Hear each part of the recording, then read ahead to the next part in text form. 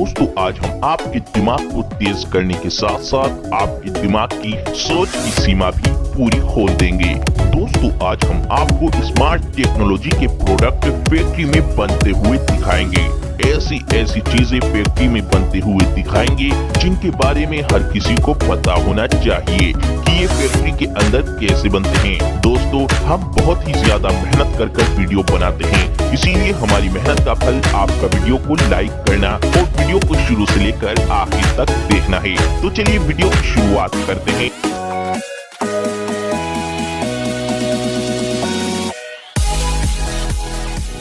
दोस्तों आज मोबाइल हर इंसान की जरूरत बन गई है। मोबाइल के बिना इंसान का जीवन अब अधूरा सा हो गया है। तो इसीलिए दोस्तों जिस स्मार्टफोन को आप चलाते हो वो फैक्ट्री में कैसे बनता है वो भी जानते हैं आसान तरीके और सरल भाषा में, जिससे हर इंसान बिल्कुल अच्छे तरीके से समझ सके।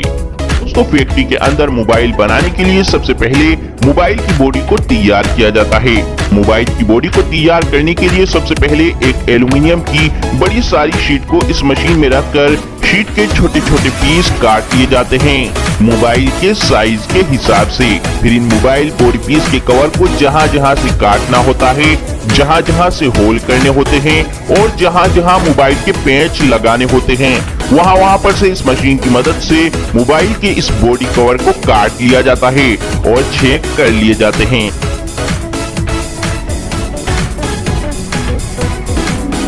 फिर इन मोबाइल बॉडी कवर को एक सही शेप और एक सही आकार इस CNC मशीन की मदद से दिया जाता है।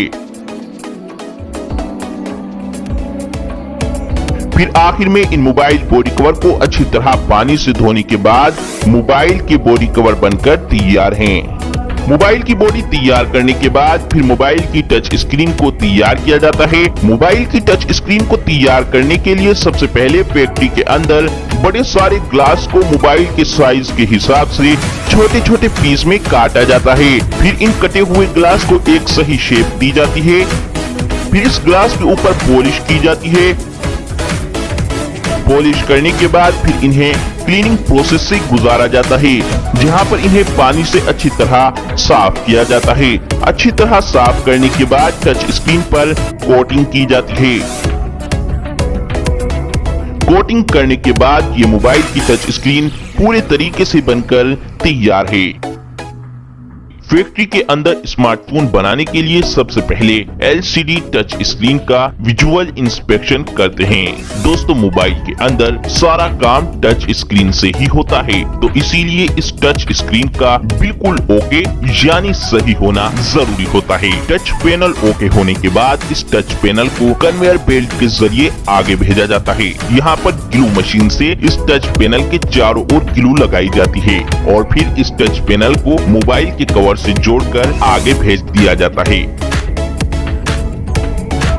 अब प्रिंटेड सर्किट बोर्ड यानी PCB, इसको मोबाइल का दिल कहा जाता है।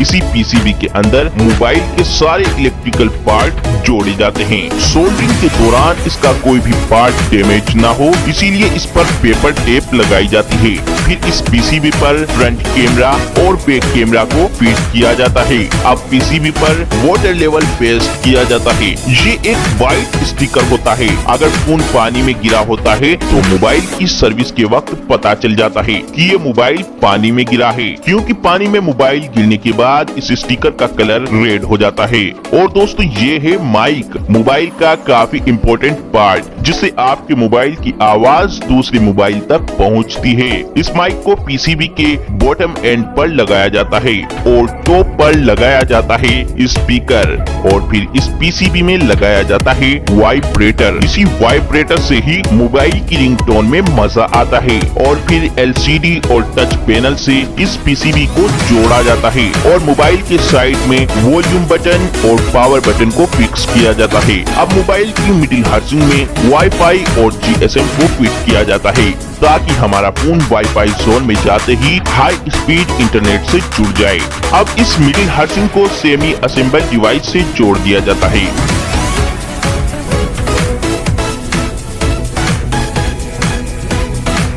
अब काम शुरू होता है मोबाइल की टेस्टिंग का। सबसे पहले टेस्टिंग की जाती है रेडियो फ्रीक्वेंसी की। दोस्तों, रेडियो फ्रीक्वेंसी की मदद से ही हम मोबाइल से बात कर पाते हैं। अब रेडियो फ्रीक्वेंसी की टेस्टिंग ओके होने के बाद फिर मोबाइल की एलसीडी टेस्टिंग की जाती है। एलसीडी टेस्टिंग ओके होने के बाद मोबाइल की multi touch, mike, speaker, gravity sensor, front camera, back camera और फ्लैश लाइट, इन सब चीजों की अलग अलग टेस्टिंग की जाती है।